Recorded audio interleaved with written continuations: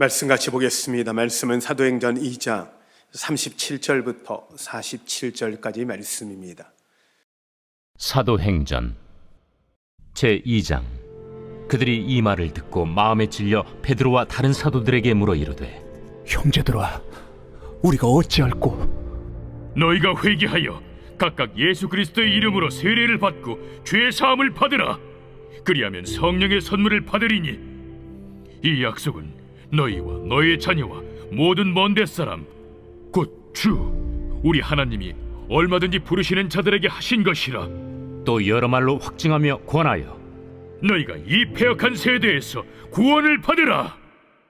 그 말을 받은 사람들은 세례를 받음에 이날에 신도의 수가 3,000이라 더하더라. 그들이 사도의 가르침을 받아 서로 교제하고 떡을 떼며 오로지 기도하기를 힘쓰니라.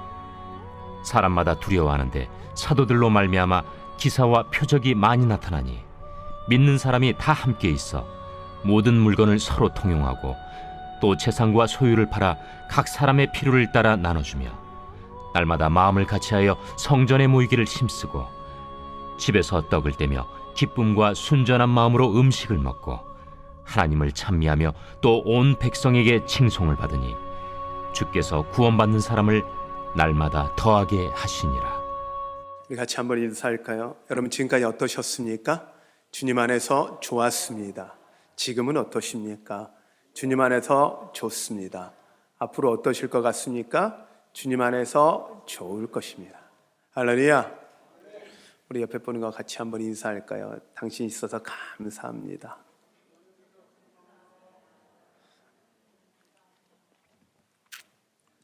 네. 여러분, 함께 하고 함께 예배할 수 있는 일이 얼마나 기쁜 일인지요. 이게 이제 이 인사를 하면 목사님 꼭 그리 하십니까? 굳이 그렇게까지 하십니까? 라고 하는데 한번 이 시간에 혼자 예배 드린다고 한번 상상을 해보세요. 그리고 저도 제 혼자 예배를 드린다고 상상해 보면 한 사람 한 사람이 얼마나 귀한지요. 함께하는 사람이 얼마나 귀한지요. 여러분, 그 옆에 있는 사람, 가장 가까이 있는 사람을 귀하게 여기고 그들에게 감사하는 마음을 표현하지 않으면 알지 못합니다. 그래서 주변 사람에게 감사를 날마다 가장 가까운 사람에게 감사하는 마음을 전하십시오. 표현을 잘 못하시는 분들은 이렇게 표현하더라고요. 함께 있으면 그냥 알지 뭘 또 그러냐고, 그냥 알 거 아니냐고 제가 이야기합니다. 예전에는 말하지 않아도 알아요라는 정의 그 광고였는데 요즘에 그 광고가 바뀌었거든요. 말하지 않으면 몰라요입니다. 그래서 여러분, 감사를 표현하고 살아가는 여러분 되십시오. 인생을 살다 보면 참 힘들 때가 있습니다. 여러분이 혹시 지금 이 순간 참 힘들다고 느껴지실 수 있거든요. 며칠 전에 날씨가 너무 많이 따뜻해서 이 남쪽 나라들은 꽃이 많이 폈어요. 이른 꽃이 많이 폈고, 그 다음에 순이 나왔다가 이번에 다시 또 그 나오자마자 이제 추워지기 시작했는데 아주 이제 또 정말 어떻게 이렇게 나라가 갑자기 추워질까 할 정도로 추워지거든요. 인생을 살다 보면 그럴 때가 오는 것 같아요. 정말 추울 때가 오기도 하고 힘들 때가 찾아올 때가 있어요. 그럴 때 유태양 박사님이라는 분은 이런 이야기를 하시더라고요. 자기는 가장 힘들고 어려울 때, 힘듦이 찾아올 때 자기는 처음 시작할 때를 생각한대요.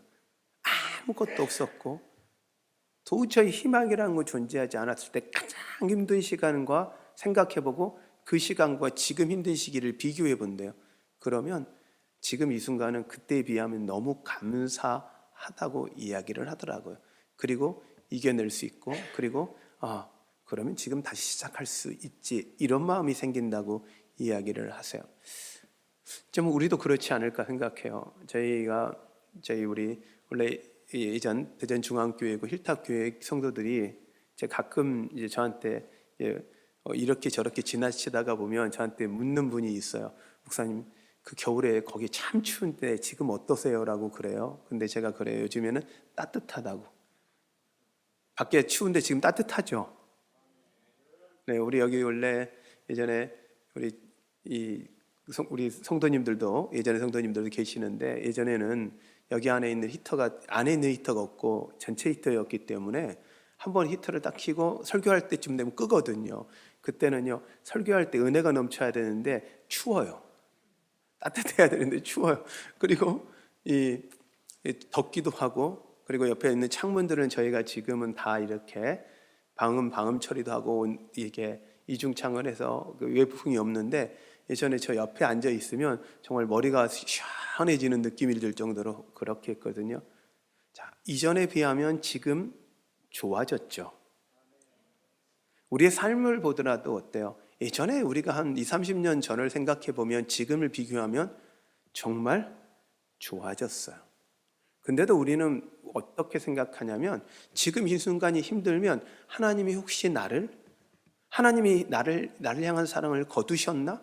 하나님이 나를 사랑하지 않는가? 이렇게 착각할 수가 있어요. 그런데 여러분 기억하세요. 우리가 구원받았으면 이미 족한 은혜 받았습니다. 족한 은혜, 족한 사랑 받았습니다. 충분한 사랑을 받은 거예요. 그걸로도 충분해요. 그런데 처음에 예수 믿을 때는 하나님 기적과 인사를 경험해요. 근데 그건 왜 그러냐면 하나님이 살아계시다는 걸 경험해야 하거든요. 알아야 하거든요.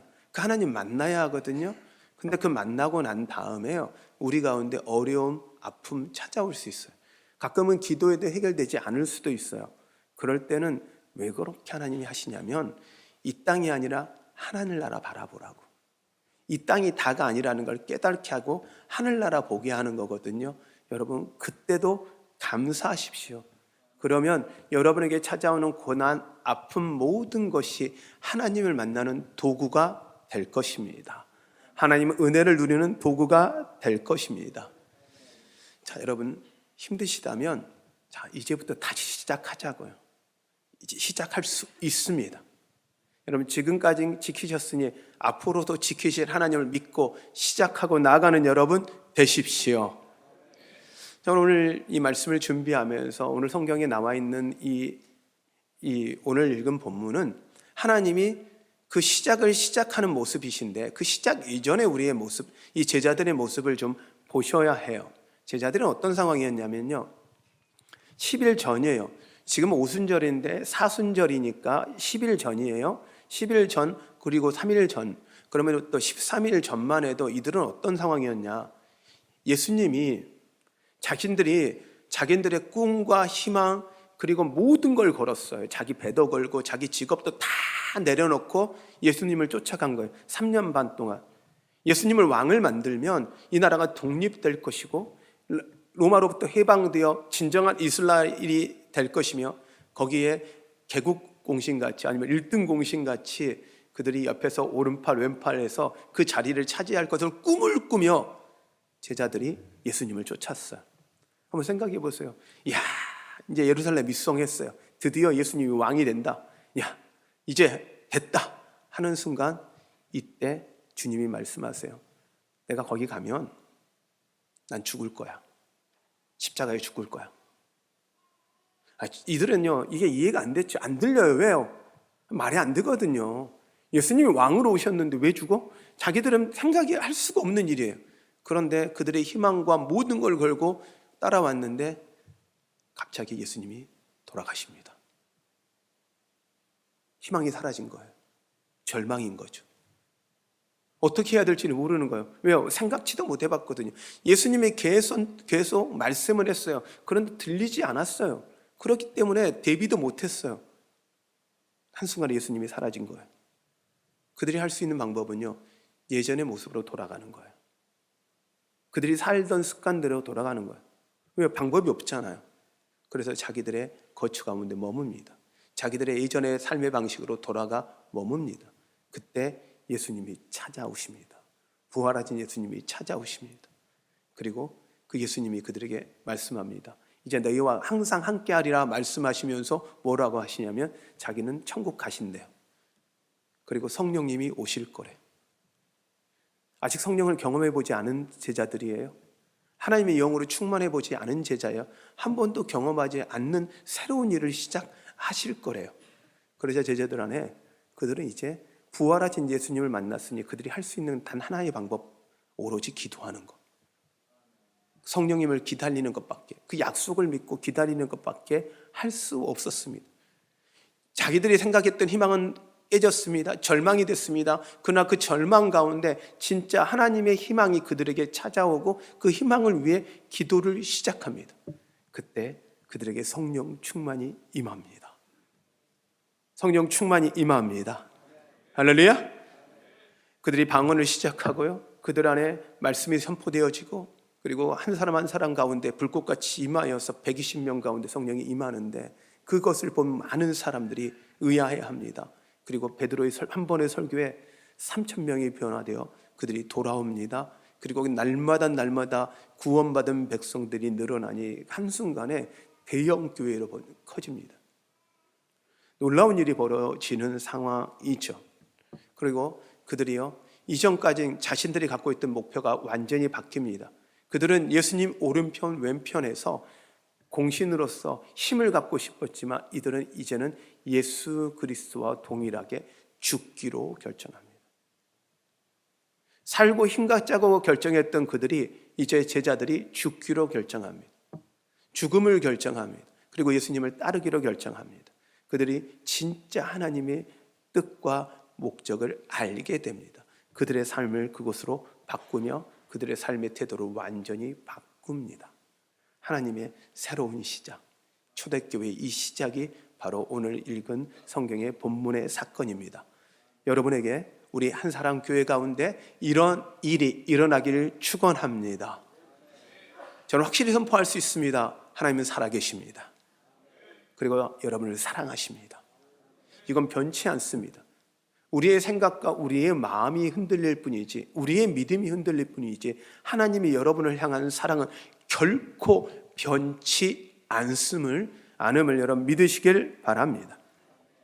저는 이 말씀을 갖고 왜 우리가 성령 충만한 교회가 돼야 되고, 성령 충만한 교회란 무엇이며 우리가 어떻게 해야 되는지 같이 말씀을 좀 나누려고 합니다. 왜 성령 충만한 교회가 되어야 할까요? 당연한 이유이기도 하지만 하나님이 원하시는 것이기 때문입니다. 하나님이 원하시는 교회예요. 하나님이 원하는 모습이에요. 그래서 모든 사람들은 이렇게 생각합니다. 우린 초대교회 같이 돌아가야 한다. 초대교회 같이 되어야 한다 합니다. 이들의 모습과는 맞습니다. 그들의 하나님이 원하시는 교회입니다. 근데 그 초대교회가 그렇게 성령 충만해야 되는 이유, 하나님이 원하시는 이유가 무엇일까 할 때 영혼 구원입니다. 교회는 영혼 구원의 사건이 일어나야 합니다. 예수 믿지 않는 사람이 예수 믿는 놀라운 일들이 일어나야 합니다. 교회는 믿는 자들의 모임이지만 그걸 통해서 이루어져야 할 사건은 예수 믿지 않는 사람들이 예수 믿게 되어지는 구원의 사건이 일어나야 하고, 그 일을 위해 교회는 존재해야 합니다. 우리가 성령 충만해야 되는 이유가 그냥 우리가 은혜 받고 우리가 좋아서 할렐루야 우리의 기쁨으로 넘치는 게 아닙니다. 그걸 통해서 우리가 뭘 향해 갈 거냐는 거예요. 무엇을 바라볼 거냐는 거예요. 영혼 구원이거든요. 우리는 또 오해하면 영혼 구원을요, 부흥으로 착각합니다. 부흥이 맞습니다. 부흥이라고 이야기하면 맞는 말인데, 우리의 부흥은요, 숫자가 많이 늘어나는 거예요. 한번 제가 말씀드려 볼 텐데 어느 교회가 더 큰 교회였는지 한번 볼게요. 제자들이 모았던 그 초대교회 숫자가 더 많았을까요? 아니면 예수님 때 예수님을 쫓아다니는 사람들의 숫자가 더 많았을까요? 예수님을 쫓아다녔던 숫자가 훨씬 많습니다. 우선은 예수님이 오병이어의 기적을 일으킬 때요, 그 대충 그때 그러면 예수님을 쫓아다녔던 숫자들을 볼 수가 있습니다. 지역별로. 예수님이 오병이어를 역사하실 때, 한 번 오병이어 할 때 남자의 숫자만 7,000명입니다. 그리고 또 한 번 하나님이 역사하실 때가 5,000명이고 그 다음에 7,000명이었습니다. 근데 남자의 숫자만 20살 이상의 남자의 숫자만 그런데, 그러면 그 말고 여자와 아이들까지 포함하면 보통 2만에서 3만의 숫자입니다. 7,000. 그러니 지금 한 명, 베드로가 한 번의 설교에 3,000명이 늘어나는 것과는요, 예수님을 따랐던 숫자는 비교할 수가 없습니다. 예루살렘 전체가 예수님을 환호했습니다. 그런데 그들이 제자가 됐냐? 아니요. 그들 중에 그들 중에 끝까지 기도하며 성령 충만을 받은 사람은 120명밖에 없습니다. 그리고 하나님이 세운 제자는 11명밖에 안 남습니다. 12명 중에 그 한 명도 떠나갑니다. 그 숫자밖에 없는 거예요. 우리가 교회가 많이 모였다, 교회에 사람들이 많이 모인다, 많이 온다, 정말 좋다. 여러분, 그것이 우리의 교회의 목표가 아닙니다. 그들이 구원받는 게, 하나님을 알고 천국 백성 되는 게 가장 귀함을 여러분 믿으시길 바랍니다. 그러면 교회는 모든 포커스를 어디다 맞춰야 되냐? 우리가 아닌 영혼 구원을 위해 초점 맞춰가는 여러분 되십시오. 정말 성령 충만한 교회는요, 초점이 달라요. 영혼 구원이에요. 그러자 그들이요, 자기들이 모여서 자기끼리 즐거운 교회 되니까 주님이 복음을 위해 흩어버리시잖아요. 고난을 주셔서 다 흩어버려요. 왜요? 복음을 위해. 성령 충만한 교회는 영혼 구원의 사건이 일어나는 교회입니다. 또한 성령 충만한 교회는요, 진정한 기쁨을 누리는 교회예요. 여러분, 기쁨을 누리시는 여러분 되시기를 바랍니다. 여러분, 기쁘십니까? 정말 기쁘십니까? 여러분, 예배하는 게 기쁘십니까? 찬양하는 게 기쁘십니까? 여러분, 봉사하는 게 기쁘십니까? 갑자기 작아지죠. 여러분, 봉사하는 게 기쁘십니까? 저는 우리는 청소 중보기도라고 저희가 표현을 했어요. 왜 청소 중보기도라냐면, 내년에는 더 제가 부탁드리려고 하는 건, 청소를 하시는데 이걸요, 어떤 분이 그런 말씀을 하시더라고요. 목사님, 우리 교회 본당이 좀 넓어서 이렇게 밀고 닦고 하기가 어려우니 로봇 청소기 한 2대 사면 되지 않을까요? 그 일리가 있더라고요. 그거 괜찮겠다. 저도 생각해봤어요. 고민해볼 필요 있어요. 그런데 중요한 건요, 여러분, 청소가 아니라 여러분 이것을 쓸고 닦고 하면서 하셔야 되는 작업이 있어요. 여기 있는 성도들을 위해 기도하는 거예요. 중보하는 거예요. 여러분, 청소가 아니라 중보의 기도의 시간으로 삼아 보십시오. 제가 미국에서 훈련 받을 때 미국 선교단체에서 훈련 받는데 제 작업 중에 하는 일이 뭐였냐면, 한 120평 되는 건물 1층부터 3층까지를 제가 청소하는 일이 제 일이었어요. 이게 훈련 받으면서 또 하나 일을 하는 게 또 훈련이었어요. 그리고 하는 일이 화장실 청소였어요.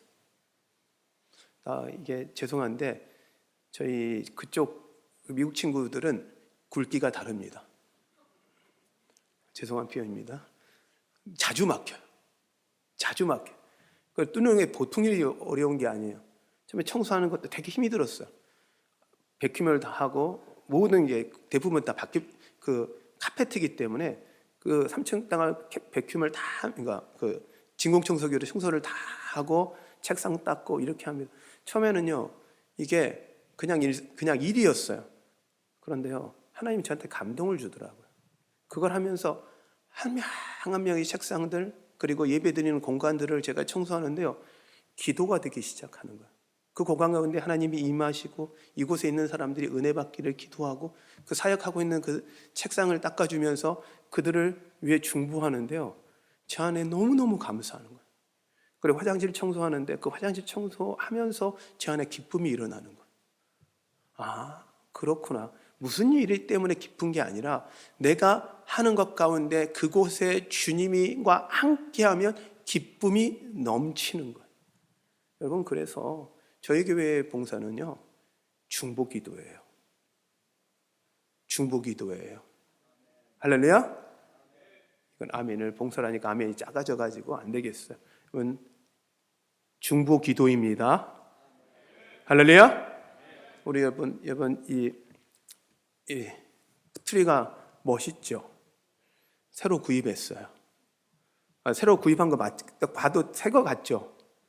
네, 이제 한 부부가 이렇게 이 추리만 보면 마음에 계속 찔렸대요. 그래서 우리 교회 추리를 어떻게 하면 새롭게 할까 하고 계속 저희가 연구하면서 좋은 추리를 찾다 이것도 사보고 저것도 사봤는데 도저히 마음에 들지가 않는 거예요. 그래서 결국은 이 추리가요, 작년에 했던 추리 그대로예요. 근데요, 장식을 바꿨어요. 똑같은 틀인데 거기다 장식을 바꾼 거예요. 왜요? 이만한 틀을 웬만한 돈을 줘서 사도 이것만큼 좋은 걸 못 사는 거예요. 그래서 결국 여기다가 추리를 장식을 하고 이쁘게 꾸미고 또 그 부부가 이 앞에 또 꽃가지는 딱 장식을 했어요. 예. 제가 그 부부를 보면서 야, 감사하다. 시킨 게 아니에요. 보니까 저가 있었으면 좋겠다. 저는 이 마음이라고 보는 거예요. 저건 왜 교회가 이건 안 할까? 왜 어떻게 할까?라고 눈에 보여요. 왜 청소가 안 되지? 여러분, 보이는 사람이 하는 거예요. 기쁨으로 하는 거예요. 왜냐하면 하나님이 보이게 한 거거든요. 할렐루야. 아멘. 여러분, 주님의 일은 성령 충만함이 이런 거예요. 어떤 걸 하든지 기쁨으로 감당하는 여러분 되시기를 축원합니다. 그리고 성령 충만한 교회는요, 진정한 교제가 있어요. 영적인 교제가 있어요. 하나님과의 교제가 있어요. 이들이 하나님을 찬양하고 기도가 예배하는 데 기쁨이 있는 거죠. 근데 그들이 영적인 교제만이 아니라 인간적 교제, 신앙의 교제가 이루어서 진정한 교제가 이루어지는 거예요. 우리의 신앙은요, 하나님과 온전해지고 이웃과 온전해지는 거예요. 그게 하나님 사랑과 이웃 사랑이 온전해지는 교회. 이것이 성령 충만한 교회입니다. 하나님으로 충만하여 그런 교회 되시는 여러분 되시기를 바랍니다. 하나님은 이런 교회가 되기를 원해서 이렇게 하신 거예요. 그러면 성령 충만한 교회는 어떤 교회냐? 먼저 하나님이 주인된 교회예요. 우리가 주인되면 안 됩니다. 이건 저한테도 계속 도전인 거죠. 목사가 주인되면 교회는 절대 안 돼요. 누가 주인이어야 돼요? 하나님. 예수 그리스도가 머리 되는 교회 되셔야 합니다. 그러면 가끔 오해하시면 목사님이 교회 주인이 안 되면 장로님이 주인 되고 성도가 주인 되냐? 아니요. 우리는 손과 발, 지체이고 예수 그리스도가 머리 되셔서 주님의 머리 되신 주님을 어떻게 하면 순종하고 따를까? 이것이 진정한 성령 충만한 교회입니다. 그들에겐요, 기쁨과 감사가 넘쳤습니다. 회심의 구원의 사건이 날마다 일어났습니다. 또한 그들에게 있던 사건 중에 하나가 말씀 사도행전 2장 42절에 보면 42절과 45절까지 제 말씀을 한번 읽어드리겠습니다. 그들이 사도의 가르침을 받아 서로 교제하고 떡을 떼며 오로지 기도하기를 힘쓰니라. 사람마다 두려워하는데 사도들로 말미암아 기사와 표적이 많이 나타나니 믿는 사람이 다 함께 있어 모든 물건을 서로 통용하고 또 재산과 소유를 팔아 각 사람의 필요에 따라 나누어 주며. 할렐루야. 이들 안에 있어서 가장 먼저 쇄심하고 나서 나타난 현상은요, 가르침을 받기를 좋아해요. 근데요, 사단은요, 가르침 받기를 원치 않아요. 그래서 우리 안에 교만을 두는 거예요. 여러분, 겸손히 가르침 받는 여러분 되십시오. 나 이 정도면 충분한데요. 나 이 정도면 다 아는데요. 말씀이면 됩니다. 아니요. 여러분, 말씀은요, 거울 삼아야 돼요. 끊임없이 나를 돌아보는 거울로 삼는 겁니다. 그것이 가르침을 받는 겁니다. 주님과 영적인 교제를 하십시오. 근데 그것만 아니라 하나님과 교제하면 되죠. 근데 성경은 이렇게 서로 교제하고 떡을 떼며. 영적인 교제입니다. 저는 교회 예배만 열심히 드리면 됩니다 라고 이야기합니다. 근데요, 하나님이 서로 교제하기 위해 속히를 두는 거예요. 서로 교제하셔야 합니다. 왜요? 믿음은 함께 성장해야 하거든요. 예수님은 제자 한 명을 세운 게 아니라 예수님 제자 12명을 세워서 하나님이 함께 하게 했거든요. 여러분, 하나님의 제자 되어 함께 교제하는 여러분 되십시오. 또한 그들은 했던 건요, 오로지 기도에 힘쓰니라. 다른 것보다 기도에 힘쓰기 시작하는 거예요. 성령 충만한 교회는 기도하는 교회입니다. 그리고 또한 그들은 욕심내지 않았어요. 나누고 베푸는 거예요. 자신의 것을 나누고 베푸는 거예요.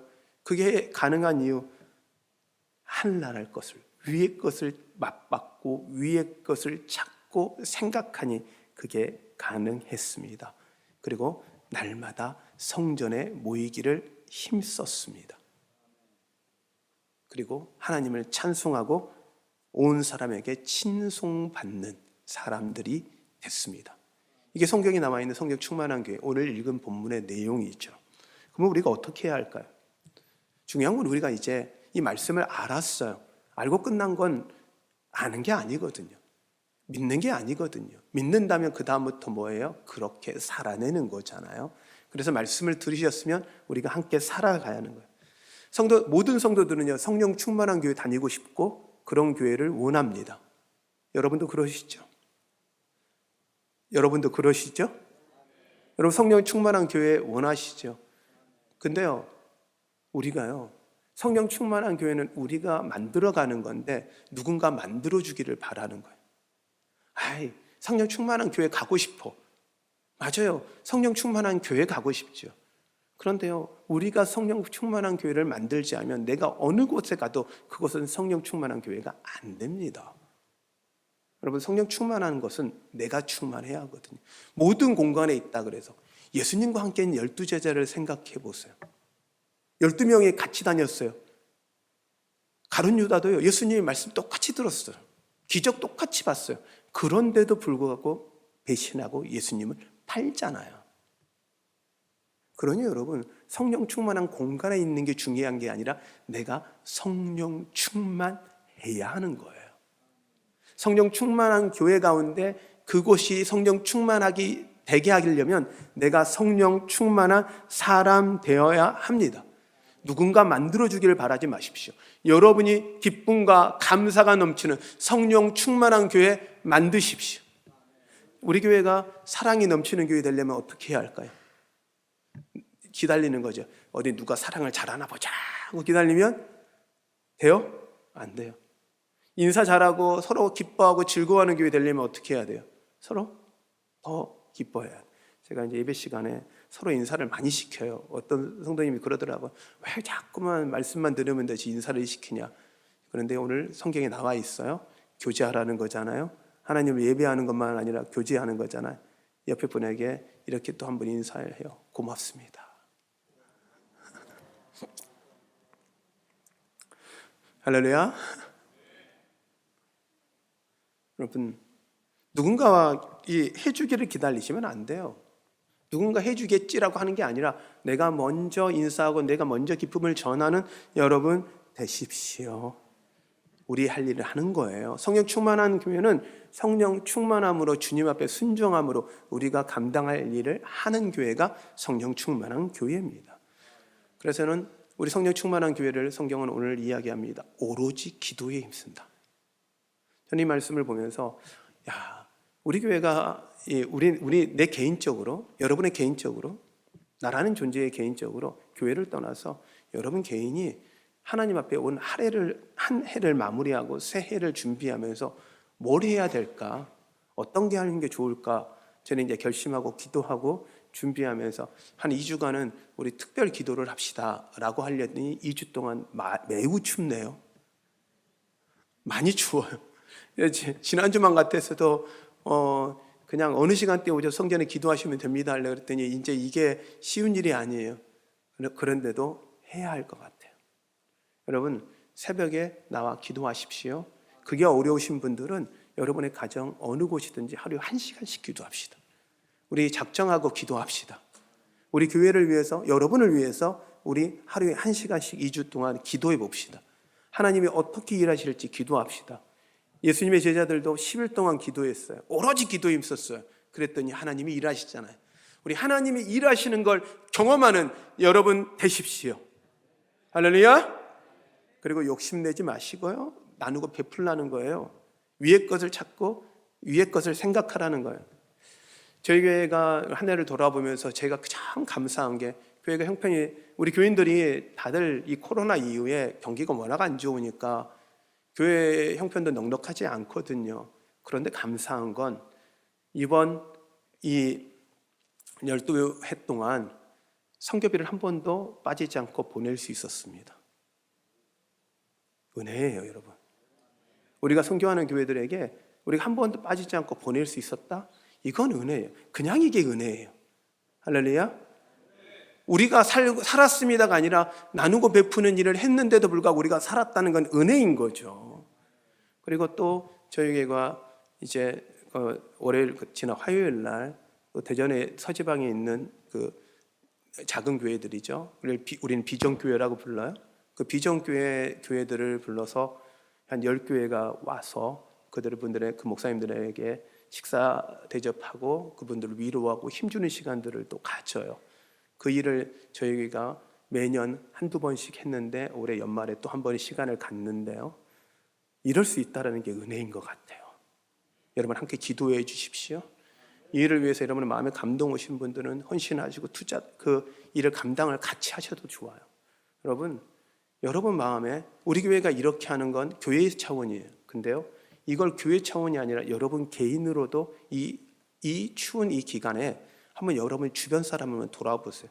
나도 추운데 나보다 더 추운 사람이 혹시 주변에 있지 않을까? 아주 작은 거라도 그들에게 마음의 위로를 줄 수 있는 그 일을 감당하는 여러분 되십시오. 교회가 해주길 바라지 마시고 여러분 주변에 내가 구원하고 싶고 내가 전도하고 싶은 사람들에게요. 근데요, 꼭 알아야 돼요. 이거 주면서 교회 나와 이러지 마시고 예수 믿어 이렇게 하지 마시고 그냥 조용히 믿음으로 기도하며 전해 보십시오. 아주 작은 거라도 그 따뜻한 마음이라도 전해 보십시오. 그러면 그들에게 하나님의 사랑이 전해질 것입니다. 그리고 가르치 받기를 사모하십시오. 이건 겸손입니다. 배우기를 사모하는 거 겸손입니다. 그리고 사랑으로 영적 교제를 하는 여러분 되십시오. 그리고 성전에 모이기를 힘쓰십시오. 여러분, 우리의 예배 시간들이 있습니다. 새벽 기도 있고요. 수요 예배 있습니다. 기도입니다. 여러분 모이기를 힘쓰십시오. 힘이 들 겁니다. 피곤하실 겁니다. 근데요, 그 피곤함을 뚫고 나왔을 때 하나님이 주시는 위로, 하나님이 주시는 기쁨, 하나님을 만나는 그 은혜가 충만한 여러분 되시기를 기도합니다. 바랍니다. 근데 뭘 위해 그렇게 해야 할까요? 뭘 위해? 우리 성령 충만한 교회는요, 딱 하나의 목표입니다. 영혼 구원입니다. 내가 구원받은 백성 되었기에 구원받은 백성 만들어내는 교회, 구원받는 백성들 살려내는 교회. 여러분, 그래서 구원의 기쁨이 날마다 충만한 교회, 이것이 성령 충만한 교회입니다. 여러분, 그런 교회 되길 축원합니다. 그런 성도 되기를 축원합니다. 할렐루야. 우리 함께 우리가 찬양할 텐데 우리 반주 좀 부탁드리고요. 하나님이 우리를 왜 부르셨을까라고 하면 그 부르심에 대한 부분을 우리가 딱 하나인 것 같아요. 여러분, 하나님이 여러분을 여기 이곳에 부르셨다는 걸 믿으십니까? 이 자리가 하나님의 부르심의 자리라는 걸 믿으십니까? 내가 선택한 것 같지만 하나님이 여러분을 부르신 거예요. 왜? 그 부르심에 우리가 반응하기 위해서는요, 믿음이 필요해요. 그리고요, 그 하나님의 그 믿음이란 하나님을 향한 그 믿음이 무엇이냐? 하나님이 우리에게 여신 길이요 가장 좋고 완전하다는 거예요. 그 하나님 사랑을 신뢰하시고 그 하나님 앞에 나아가는 여러분 됩시다. 우리 함께 찬양하겠습니다.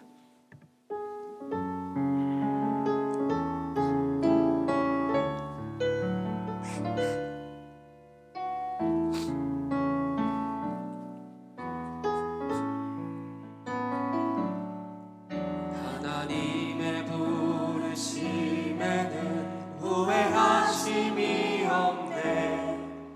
내가 이 자리에 선 것도 주의 부르심이야. 하나님의 부르심에는 결코 실수가 없네. 나를 부르신 하나님의 신실하심을 믿네. 나를 부르신 뜻을 나는 알 수 없지만 오직 감사와 순종으로 주의 길을 가리라. 때로 내가 연약해져도 주님 날 도우시니 주의 놀라운 그 계획을 나는 믿으며 더 살리 날 부르신 때 내 생각보다 크고 날 향한 외에 나의 지혜로 측량 못하라. 가장 좋은 길로 가장 완전한 길로 오늘도 날 이끄신 믿네. 날 부르신 때 내 생각보다 크고 날 향한 게 나의 지혜로 측량 못하나. 가장 좋은 길로 가장 완전한 길로 오늘도 날 이끄신. 한 번 더 찬양합니다. 날 부르신 때 내 생각보다 아멘. 날 향한 게 나의 지혜로 측량 못하나. 가장 좋은 길로 가장 완전한 길로 오늘도 날 이끄신 믿네.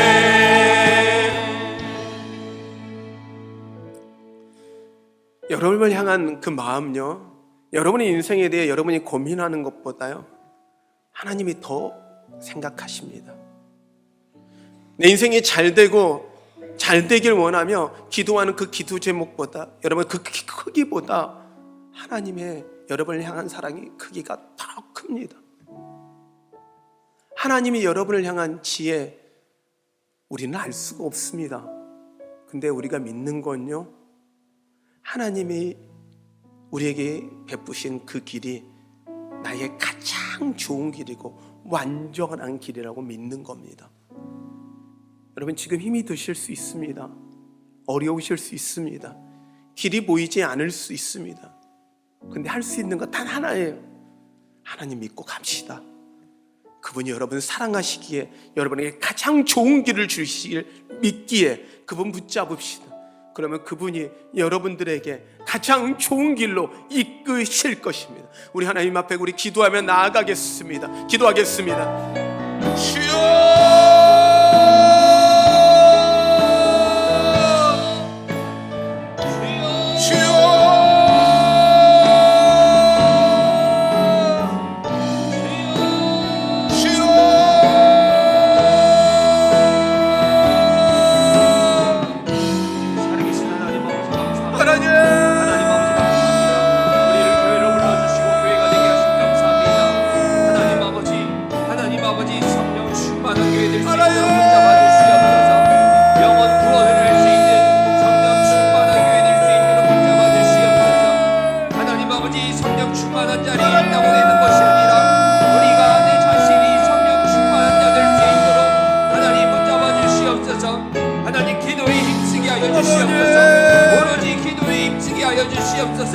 화려한 시간 기도 말씀하셨사오니 하나님 기도하라는 주님의 음성을 듣고 순종하며 나아가길 원합니다. 시간을 구별하게 하여 주시옵소서. 마음을 열어 주시옵소서.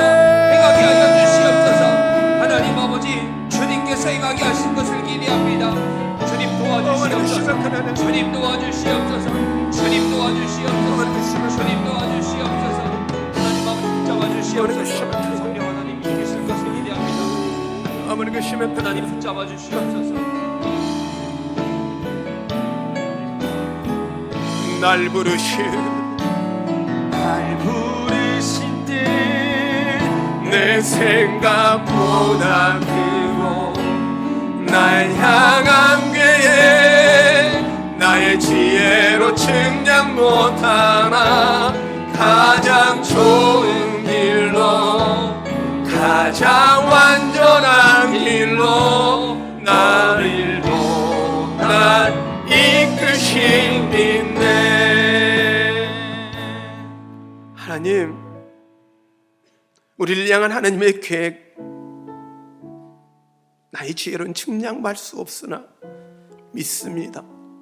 하나님이 나를 향한 그 뜻, 내 생각보다 크다는 걸 믿습니다. 그러기에 하나님, 이제 믿고 순종하고 나아가겠습니다. 믿음으로 살아가겠습니다.